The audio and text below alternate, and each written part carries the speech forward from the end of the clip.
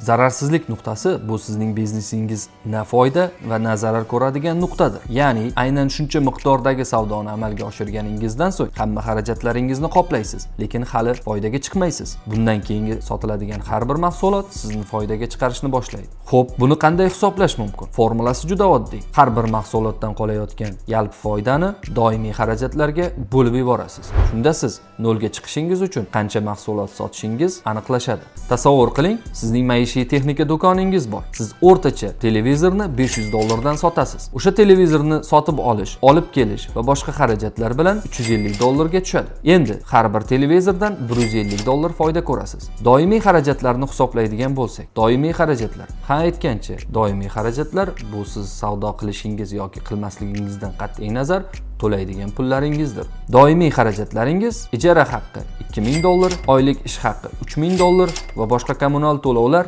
$1000 ni tashkil qiladi. Mana shu $6000 ni har bir mahsulotdan qolayotgan $150 ga bo'ladigan bo'lsak, siz bir oyda kamida 40 ta televizor sotishingiz kerak bo'ladi. Ana o'shanda siz zararsizlik nuqtasida bo'lasiz va bundan keyingi har bir sotuvingiz sizga foyda olib kelishni boshlaydi. Zararsizlik nuqtasi hisoboti sizga biznesni boshqarishda juda katta yordam beradi. Masalan, qancha savdo qilish kerakligini oldindan bilib olasiz. Marketing byudjetini rejalashtirishda qo'l keladi. Ya'ni siz mana shuncha mahsulot sotishingiz uchun necha pullik reklama qilishingiz kerak. Narxni belgilashda ham foydali. Agar siz mahsulotga narx belgilayotgan bo'lsangiz, ushbu narx sizni qanchada foydaga chiqarishini oldindan bilib olasiz. Doimiy xarajatlaringiz o'zgarsa, bu sizning umumiy foydangizga qancha ta'sir qilishini bilib olasiz. Zararsizlik nuqtasi bu raqamli fikrlaydigan tadbirkorlar uchun asosiy qurol hisoblanadi. U sizga qachondan foyda ko'rish boshlanadi degan savolga javob beradi. Shu sababli har bir biznes egasi ushbu hisobotni bilishi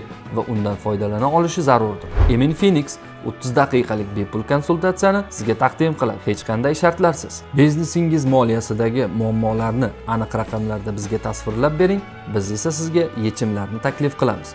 Mutlaqo bepul. Direktdan bizga murojaat qiling va konsultatsiya vaqtini belgilang.